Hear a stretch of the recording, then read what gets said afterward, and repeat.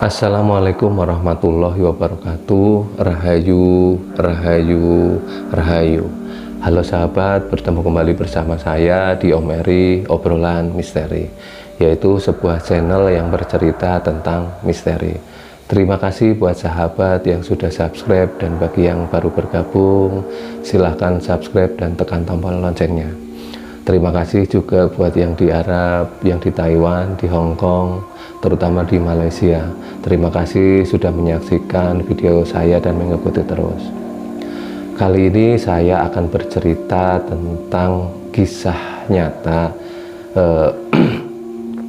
seseorang yang merelakan dirinya untuk dimakan oleh ular naga gitu ya, demi membahagiakan anak istrinya. Bagaimana keseruan cerita dari video ini? Mari kita simak video ini dari awal sampai akhir.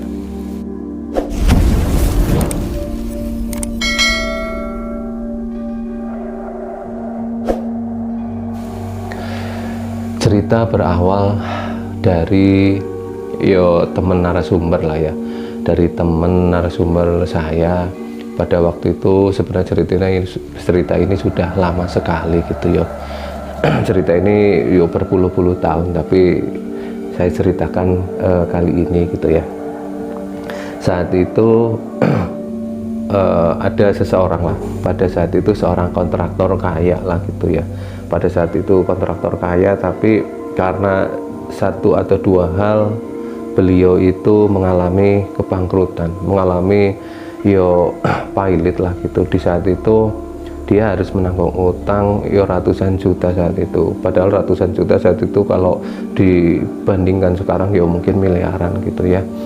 Pada saat itu beliau itu merasa sangat kecewa lah, sangat agak putus asa. Karena apa ya? Karena tendernya gagal, tapi dia harus terbelit utang.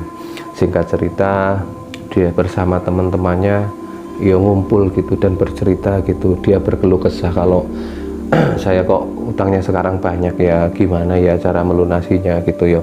Padahal kalau saat seperti ini utang saya ratusan juta, gimana dengan anak dan istri saya. Beliau bilang seperti itu ke teman-temannya. Akhirnya teman-temannya pun tidak bisa membantu banyak ya, karena utangnya begitu banyak, ratusan juta lah ya. Akhirnya mereka ngobrol panjang lebar. Intinya singkat cerita, pada saat itu beliau memutuskan untuk pesugihan ya gitu. Terus teman-teman bilang janganlah, jangan pesugihan loh, bahaya, nanti kan pada tumbalnya gitu. Lah tapi mau nyaur utang dari mana kalau seperti itu. Terus sambil bercanda lah gitu. Akhirnya tiba-tiba beliau ngomong lagi gitu, apa harus ke bis gitu ya, cari jasa harja gitu ya. Terus temannya bilang, kalau cuma jasa harja nggak cukup lah untuk menutup utang-utang kamu yang ratusan juta, paling berapa juta gitu. Akhirnya beliau bilang, oh iya juga ya. Akhirnya singkat cerita, udah gini aja lah, aku mau nyoba pesugihan, kata beliau gitu. Tapi teman-teman nggak mendukung. Karena apa? Karena takut lah ya, takut pertama mungkin takut ada bahaya yang mengancam teman-temannya. Singkat cerita, beliau ini pergi sendirilah untuk mencari pesugihan. Pada saat mencari pesugihan tersebut, karena beliau sendiri tidak ditemani oleh siapapun, dia akhirnya mengutarakan kalau dia terbelit hutang dan kepengin melunasi hutang. Singkat cerita, setelah ditanya oleh paranormal ngalor ngidul dan mempersiapkan, siap nggak dengan resikonya, siap nggak dengan persyaratannya gitu. Setelah semuanya disepakati, akhirnya pada hari yang ditentukan beliau datang ke paranormal tersebut.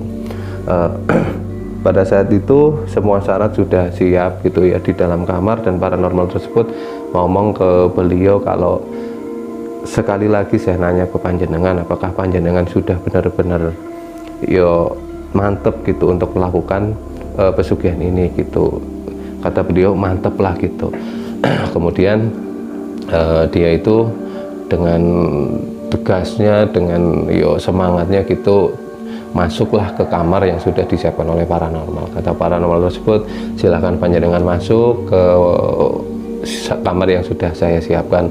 Begitu masuk, paranormal itu menunjukkan sebuah kayak pocong gitu ya, kayak pocong katanya di atas meja lah gitu, dan segala ubur rampenya, ada sesaji, ada ya banyak lah banyak gitu ya. Setelah itu paranormal tersebut ngomong, itu ada pocong, silahkan panjenengan sembeli aja gitu ya, kalau misalnya berhasil ya nanti akan dikasih tanda gitu. Setelah itu tanpa pikir panjang dan ragu lagi, beliau itu langsung ambil pisau dan dengan cekatan mau menyembelih dari pocong tersebut. Tapi tiba-tiba dia terhenyak gitu ya, terhenyak karena saat itu melihat kalau pocong yang mau disembelih itu ternyata mukanya itu berubah menjadi muka anaknya gitu. Tiba-tiba dia diam dan berpikir apaan ini, kaget gitu ya. Terus pisau yang mau buat nyembelih itu dilempar gitulah, dilempar, dan tanpa sengaja pisau itu jatuh ke kaki dari pocong tersebut. Ternyata dia langsung marah-marah lah ke paranormal, gimana ini, wong saya mau cari duit untuk nyenengin anak istri saya, kok saya harus matiin anak gitu loh. Paranormal menjawab, itu ya resikonya gitu, kalau misalnya panjenengan sudah tidak siap dengan resikonya, katanya siap gitu. Wah, kalau anak gak siap lah gitu. Akhirnya singkat cerita, dia itu pergilah dari tempat itu dan ke tempat temannya. Terus dia bercerita kalau misalnya, wah saya hampir aja membunuh anak saya. Kenapa gitu? Ya karena saya mau pesugihan lah. Tapi setelah itu diceritakanlah panjang lebar gitu. Kalau misalnya tadi bla bla bla bla bla bla, dan ternyata saya lempar lah, saya nggak jadi gitu. Andaikan jadi, yo mungkin anak saya sudah meninggal gitu. Setelah itu yo teman-teman pun ngomong, kan saya kemarin udah bilang ke kamu kalau jangan ambil pesugihan, karena pesugihan itu nggak baik gitu ya, pasti ada korbannya lah gitu. Singkat cerita, setelah ngobrol yo beberapa jam gitu, akhirnya dia itu pulang ke rumah dan setelah di rumah dia kaget itu karena tidak ada satu orang pun di sana, istri dan anaknya nggak ada gitu. Padahal waktu itu kan masih siang lah gitu, masih siang menjelang sore lah, sekitar jam 3, jam setengah 4 lah gitu, asar lah ya gitu. Terus karena nggak ada orang, akhirnya dia menanyakan ke tetangganya gitu, Mbak, kok anak sama istri saya nggak ada gitu, kemana mereka gitu. Terus tetangganya menceritakan gitu, loh Pak, kok apa nggak tahu gitu, kan tadi ke rumah sakit gitu. Wah, dia kaget gitu mendengar rumah sakit gitu. Ngapain ke rumah sakit gitu? Loh, kan tadi anak bapak jatuh dari pohon jambu dan kakinya patah gitu. Wah, saking kagetnya dia langsung teringat dengan kejadian yang tadi barusan dia alami gitu ya, waktu saat mau menyembelih sebuah pocong, wujud pocong gitu, dan dilempar ternyata yo kena kakinya gitu ya. Wah, saat itu juga dia terus bertanya, kemana rumah sakit mana? Rumah sakit situ gitu. Akhirnya singkat cerita dia pun nyusul gitu. Setelah sampai di rumah sakit dia menangis gitu, menangis melihat anaknya yang kakinya patah lah gitu ya, kakinya patah, dan dia menyesali lah perbuatannya gitu, menyesali perbuatannya. Tapi yo dia bersyukur juga. Kenapa dia bersyukur? Karena yo tidak jadi, andaikan dia tadi menyembelih mungkin yo anaknya sudah nggak ada gitu. Singkat cerita, setelah sembuh anaknya dibawa pulang gitu. Ini ketemulah sama teman-teman, dia itu ketemu lagi sama teman-teman, yo sekitar ada 3 orang lah, 3 orang jadi berempat sama dia gitu. Terus diledekin sama teman gitu, gimana, mau lagi enggak? Tobat gitu kata dia gitu. Enggak tobat, saya enggak mau lagi pesugihan gitu, tapi kalau misalnya nomor saya mau, togel saya mau gitu, dia bilang seperti itu. Nah terus gimana gitu? Ya udah, cari orang pintar aja buat togel gitu. Singkat cerita, ya teman-temannya pun mau mengantar gitu. Kalau togel saya mau gitu, tapi kalau yang pesugihan nggak mau. Akhirnya berempat datang ke paranormal lagi gitu, paranormal yang lain gitu. Intinya mau minta togel gitulah. Dan paranormal itu pun ngomong, ya kalau kepengen yang biasa ya ada, tapi kalau kepengen yang cespleng nomor 4 angka keluar yo ada juga, tapi ada tumbalnya gitu. Karena paranormal tersebut ngomong tumbal, makanya mereka berempat pun kaget. Tapi dia itu tiba-tiba ngomong, kalau tumbalnya diri sendiri boleh nggak gitu, dia bilang seperti itu. Yang temennya kaget, yang tiga kaget gitu, kok dia beraninya ngomong gitu, lah maksudnya apa gitu kan. Paranormal bilang seperti itu. Yaudah biarin yang menjadi tumbal diri saya sendiri, kata dia gitu. Biarkan ini teman nanti yang beli, dan nanti keluarga saya bisa tertolong gitu. Akhirnya setelah berbicara panjang lebar, disepakati boleh gitu, kata paranormal tersebut. Singkat cerita, setelah ritual dan lain sebagainya, dikasih tanah kepada 3 temannya, yang intinya supaya jangan salah sasaran. Diceritakan bahwa paranormal itu menceritakan kalau nanti malam si dia ini yang menjadi tumbal, yang mengorbankan dirinya itu nanti akan meninggal, dan kalau kepengen nggak meninggal, tanahnya harus disebar di bawah tempat tidur gitu. Jadi 3 teman itu pun menyanggupi lah. Akhirnya pulang ke rumah masing-masing dan disebar di bawah tempat tidur sambil ngomong kalau yang mati jangan saya, yang mati dia, yang mati jangan saya, yang mati dia. 3 orang itu seperti itu.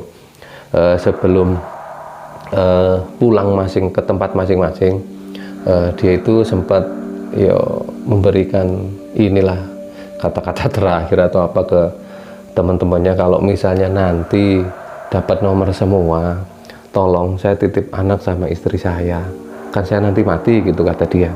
Jadi jangan sampai ingat, jangan sampai lupa gitu ya. Kalau sampai lupa tahu sendiri. Akhirnya mereka semua sepakat, iya nanti kalau dapat besar anak kamu, istri kamu nanti bertiga mau diurus gitu ya. Singkat cerita, malamnya pada waktu itu belum musim HP lah ya. Pada waktu itu belum musim HP, jam 12 malam, nggak pada tidur ya, nggak berani tidur ya, karena waduh temennya mau meninggal gitu ya, karena temennya mau mengorbankan dirinya sendiri tepatnya gitu ya. Jam 12 malam ternyata nomor yang dibeli itu nggak keluar gitu ya, nomor yang nggak dibeli nggak keluar, dan akhirnya bertiga itu kumpul gitu, gimana ini nomornya nggak keluar sih, itu mati, ini gimana, udah mati nomornya nggak dapet gitu. Di saat lagi ngobrol rame, tiba-tiba dia itu yang mengorbankan diri datang gitu. Wah, apa-apaan, nggak ada apa-apa, dapat nggak nomornya, enggak gitu. Akhirnya mereka ketawa lah gitu. Wah, nggak ampuh ini, pancen umur kamu panjang gitu, kata teman-teman gitu ya. Singkat cerita, pada malam itu ya sampai pagi lah mereka ngobrol gitu. Kok bisa ya wis dikorbankan diri kamu sendiri, nggak mau gitu. Ya biasalah dipercaya, mungkin setannya nggak doyan apa gimana. Singkat cerita, malam itu pun berlalu, dan beberapa hari kemudian mereka pun berkumpul kembali gitu. Berkumpul dan ngomong kalau saya mau nekat lah, katanya di daerah mana itu ada paranormal yang benar-benar sakti gitu ya. Saya sudah gak kuat lah ngelihat anak istri saya kok kayaknya kasihan gitu. Singkat cerita, mereka berempat itu mendatangi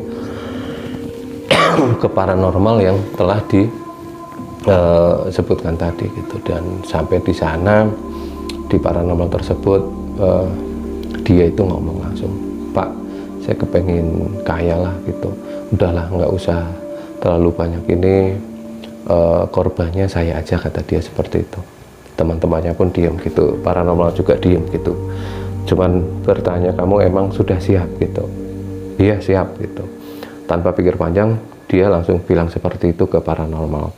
Nah, setelah panjang lebar ngobrol dan mempersiapkan semuanya, paranormal tersebut ngomong kalau memang panjenengan memang benar-benar serius kepengen membahagiakan anak istri dan mengorbankan diri panjenengan sendiri, nanti jam 12 malam nanti panjenengan harus berada di sebuah sumur tua.